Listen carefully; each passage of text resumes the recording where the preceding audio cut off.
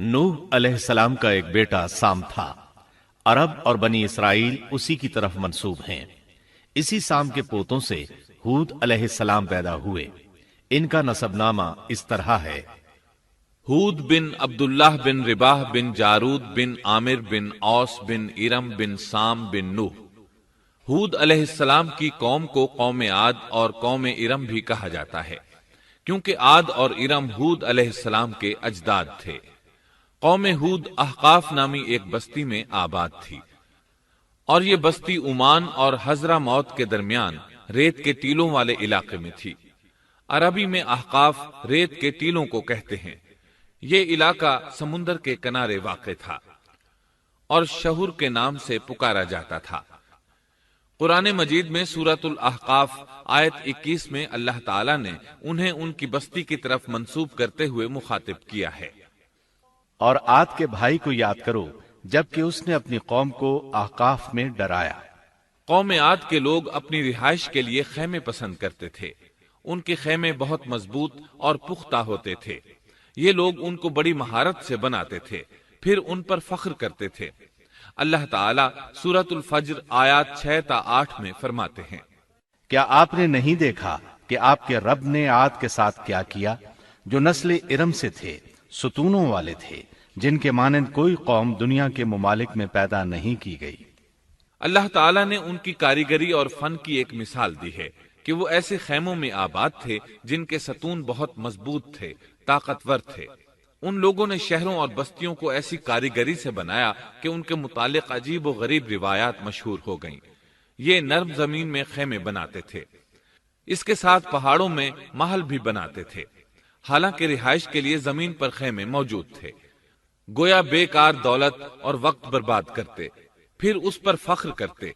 شہروں میں جو راستے اور سڑکیں تھیں وہ بہت چوڑی تھیں۔ ان جیسے طویل اور قوی لوگ بعد میں پیدا نہیں ہوئے۔ کاریگری اور فنکاری میں یہ لوگ اس مقام تک پہنچے کہ پھر کوئی نہ پہنچ سکا۔ یہ لوگ عرب تھے اور عربی میں بات چیت کرتے تھے۔ ہود علیہ السلام بھی عربی تھے۔ اسماعیل علیہ السلام سے پہلے کے عرب باشندے عرب عاربہ کہلاتے ہیں۔ ان کے مشہور قبائل یہ ہیں: عاد، سمود، جرہم، امیم، قحطان اور مدین وغیرہ۔ ابراہیم علیہ السلام کی اولاد میں اسماعیل علیہ السلام کے بعد آنے والے لوگ عرب مستعربہ کہلاتے ہیں۔ اسماعیل علیہ السلام عربی نہیں تھے، کنعانی تھے۔ جب ابراہیم علیہ السلام اسماعیل علیہ السلام کو مکہ معظمہ میں چھوڑ آئے اور اسماعیل علیہ السلام نے عربوں سے میل جول قائم کیا تو ان سے عربی سیکھ لی اور اس میں بہت مہارت پیدا کر لی، یہاں تک کہ آپ کو عرب کا فصیح کہا جانے لگا۔ اہل عرب میں فصاحت و بلاغت آپ ہی سے آئی۔ رسول اللہ صلی اللہ علیہ وسلم بھی اسی انداز میں فصیح و بلیغ عربی میں بات کرتے تھے۔ طوفان نوح کے بعد جب دوبارہ لوگوں کو پیدا کیا گیا تو وہ ایک مرتبہ پھر ان بستیوں میں رہنے کے لیے چلے گئے جہاں نوح علیہ السلام رہا کرتے تھے۔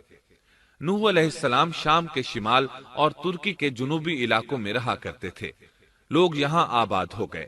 پھر یہاں سے کچھ لوگ فلسطین اور شام کی طرف ہجرت کر گئے اور کچھ لوگ جزیرے کی طرف ہجرت کر گئے، اور قوم عاد جزیرے کے جنوب میں آ کر آباد ہو گئی۔ اس وقت تمام لوگ توحید پر تھے۔ طوفان کے ساتھ جب زمین پامال ہو گئی تو اس پر سوائے نوح علیہ السلام کی اولاد کے اور کوئی زندہ نہ رہا۔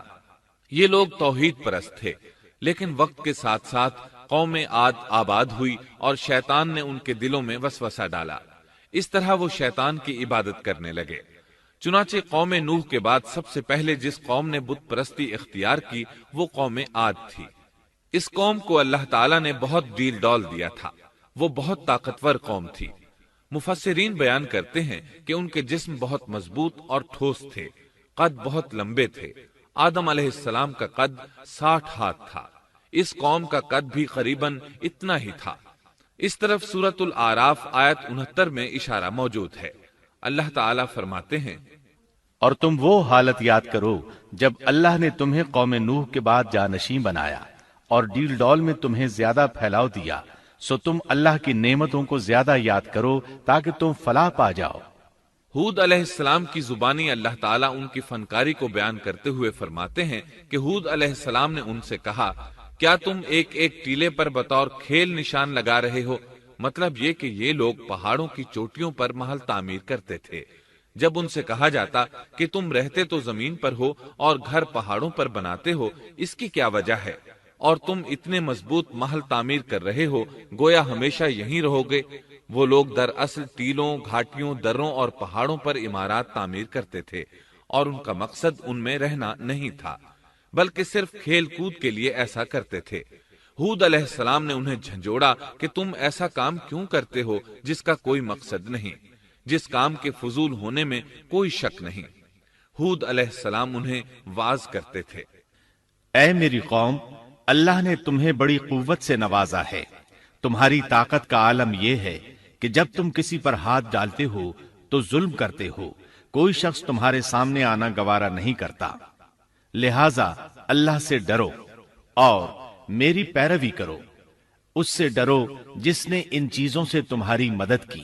اللہ تعالیٰ نے اپنی ہر طرح کی نعمت، مال، اسباب، اولاد، باغات، شہر، قوت، جسامت اور صنعت کاری سے تمہیں نوازا ہے، لہذا تم اللہ سے ڈرو اور میری اطاعت کرو۔ لیکن ان کی قوم نے کوئی اثر نہ لیا، نہ ان پر ایمان لائی، الٹا لگی تکبر کرنے، اللہ کی حمد کی بجائے اس کی ناشکری کرنے لگی۔ اور تکبر کے بارے میں بات یہ ہے کہ جب سے ابلیس نے اس کو اختیار کیا، یہ اس وقت سے آزمائش بن چکا ہے۔ اللہ تعالیٰ سورہ حامیم السجدہ آیت 15 میں فرماتے ہیں، پس قوم عاد نے تو بے وجہ زمین میں سرکشی شروع کر دی اور کہنے لگے کہ ہم سے زوراور کون ہے؟ کیا انہیں یہ نظر نہ آیا کہ جس اللہ نے انہیں پیدا کیا ہے وہ ان سے بہت ہی زیادہ زوراور ہے؟ جب یہ لوگ اپنی سرکشی اور کفر میں حد سے بڑھ گئے، تب اللہ تعالیٰ نے ہود علیہ السلام کو ان کی طرف بھیجا۔ انہوں نے انہیں اللہ کی طرف بلایا اور کہا، اے میری قوم، اللہ کی عبادت کرو، اس کے سوا تمہارا کوئی معبود نہیں۔ کیا تم ڈرتے نہیں؟ قوم کے کافر سردار کہنے لگے، ہم تو دیکھتے ہیں کہ تو نری بے وقوفی میں ہے، ہمارے خیال میں تو جھوٹا ہے۔ اس پر ہود علیہ السلام نے فرمایا، میری قوم، میں بے وقوف نہیں، میں تو تمام جہانوں کے پروردگار کی طرف سے بھیجا گیا ہوں، تمہیں اپنے رب کے پیغامات پہنچا رہا ہوں، اور ہوں بھی تمہارا دلی خیر خواہ اور امانت دار۔ کیا تم اس بات سے تعجب کرتے ہو کہ تم میں سے ایک شخص کی معرفت، اللہ کا ذکر تم تک پہنچا کہ وہ تمہیں خبردار کر دے؟ تم اللہ کی اس نعمت کو یاد کرو کہ اس نے تمہیں قوم نوح کے بعد خلیفہ بنایا اور ڈیل ڈول میں تمہیں زیادہ پھیلاؤ دیا۔ تم اللہ کے احسانات کو یاد کرو تاکہ فلاح اور نجات پا جاؤ۔ ہود علیہ السلام نے اللہ کی عظیم نعمتوں کے ساتھ انہیں نصیحت کی، لیکن وہ بدبخت کفر ہی کرتے رہے۔ آخر انہیں جھنجھوڑنے کے لیے انہوں نے فرمایا، اے میری قوم، اللہ ہی کی عبادت کرو، اس کے سوا تمہارا کوئی معبود نہیں۔ تم تو صرف بہتان بازی کر رہے ہو، یعنی جن بتوں کی تم پوجا کر رہے ہو ان کی پوجا تم نے خود گھڑی ہے۔ اللہ تعالیٰ نے تو اس کے متعلق کوئی دلیل نازل نہیں فرمائی۔ میری قوم کے لوگوں، میں تم سے اس دعوت و تبلیغ کی کوئی اجرت نہیں مانگتا، میرا اجر اس کے ذمے ہے جس نے مجھے پیدا کیا ہے، تو کیا تم پھر بھی عقل سے کام نہیں لیتے؟ اے میری قوم کے لوگوں، اپنے رب سے گزشتہ گناہوں کی معافی طلب کرو، آئندہ گناہوں سے توبہ کرو، تاکہ وہ برسنے والے بادل تم پر بھیج دے اور تمہیں طاقت میں اور بڑھا دے، تاکہ تم گناہگار ہونے کے باوجود روگردانی نہ کرو۔ ہود علیہ السلام مسلسل انہیں دعوت دیتے رہے، لیکن وہ ظالم قوم نوح کی طرح ان کا مذاق اڑانے لگی اور کہنے لگی، ہمارے خیال میں تو بے وقوف ہے، اور شاید تو ہمارے کسی معبود کے بڑے جھپٹے میں آ گیا ہے، تو ہمارے بتوں کو برا کہتا ہے، اس لیے ان میں سے کسی کی مار تم پر پڑی ہے، اسی لیے تو ذہنی مریض بن گیا ہے۔ وہ ظالم لوگ چونکہ آخرت پر ایمان نہیں رکھتے تھے اور دنیا میں خوشحالی کی زندگی بسر کر رہے تھے، اور تھے بھی اپنی قوم کے سردار، اس لیے اپنے ماتحتوں سے کہنے لگے، یہ تو تم جیسا ہی انسان ہے، وہی کچھ کھاتا ہے جو تم کھاتے ہو، اور پیتا بھی وہی کچھ ہے جو تم پیتے ہو۔ اب اگر تم نے اپنے جیسے انسان کی اطاعت قبول کر لی تو سخت خسارے میں رہو گے، کیا یہ تمہیں اس بات سے دھمکاتا ہے کہ جب تم مر کر خاک اور ہڈیاں بن جاؤ گے تو پھر زندہ کیے جاؤ گے؟ ہرگز نہیں، یہ بات امکان سے باہر ہے جس کا وعدہ تم سے کیا جاتا ہے۔ یہ زندگی تو صرف دنیا کی ہے، ہم مرتے جیتے رہتے ہیں، ہم پھر نہیں اٹھائے جائیں گے۔ یہ تو وہ شخص ہے جس نے اللہ پر جھوٹ باندھا ہے، ہم اس پر یقین کرنے والے نہیں۔ ہود علیہ السلام انہیں دعوت دیتے رہے یہاں تک کہ ان کی قوم نے واضح طور پر کہہ دیا کہ آپ ہمیں واز سنائیں یا نہ سنائیں، ہم تو اپنی روش نہیں چھوڑیں گے، یہ تو پرانے لوگوں کا دین ہے۔ اس طرح قوم انہیں مسلسل جھٹلاتی ہی رہی۔ آخر ہود علیہ السلام نے بھی انہیں کھلم کھلا دھمکی دی اور فرمایا، لوگوں سنو، میں صرف تمہیں ہی نہیں اللہ کو بھی گواہ بنا کر اعلان کرتا ہوں کہ اللہ کے سوا جس کی عبادت ہو رہی ہے میں ان سب سے بری طرح بیزار ہوں۔ اب تم ہی نہیں اپنے ساتھ اوروں کو بھی بلا لو اور اپنے ان سب جھوٹے معبودوں کو بھی بلا لو، اور تم سے جو ہو سکے مجھے نقصان پہنچا دو، مجھے کوئی مہلت نہ دو، نہ مجھ پر ترس کھاؤ۔ یہ فرمانے کے بعد انہوں نے اللہ سے دعا کی، اے پروردگار، ان کے جھٹلانے پر تو میری مدد فرما۔ اللہ کی طرف سے آپ کو جواب ملا، یہ تو بہت ہی جلد اپنے کیے پر پچھتانے لگیں گے۔ اللہ کے نبی کا انکار کرنے، اس سے بغض رکھنے اور اس کا مذاق اڑانے والوں کا انجام کیا ہوا؟ اللہ نے انہیں ایسے زناٹے کی آندھی سے تہس نہس کیا کہ جس کی تاریخ میں مثال نہیں ملتی۔ اللہ نے ان سے بارش روک لی، اس سے خشک سالی کی کیفیت پیدا ہو گئی، درخت اور پھل ختم ہو گئے، وہ لوگ بارش کی خواہش کرنے لگے۔ اسی حالت میں ایک دن اللہ نے انہیں عذاب دینے کا ارادہ فرمایا۔ انہوں نے دیکھا ایک سیاہ بادل ان کی طرف بڑھ رہا ہے، خوشی سے اچھلنے لگے، کہنے لگے یہ بادل ہم پر برسنے والا ہے، جبکہ ان کا خیال غلط تھا۔ دراصل ابر کی صورت میں یہ وہ قہر الہی تھا جس کے آنے کی وہ جلدی مچا رہے تھے۔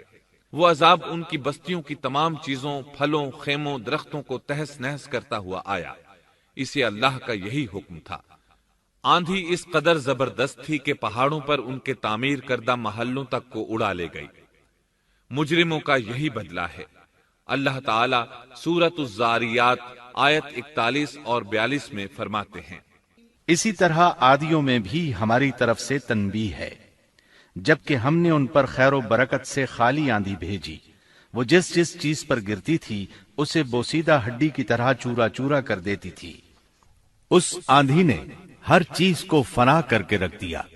اللہ تعالیٰ ان کی تباہی ایک جگہ ان الفاظ میں بیان کرتے ہیں، قوم عاد نے بھی جھٹلایا، پس کیسا ہوا میرا عذاب اور میری ڈرانے والی باتیں۔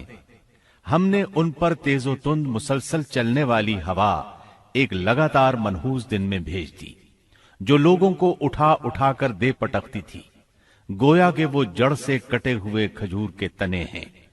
پس کیسی رہی میری سزا اور میرا ڈرانا۔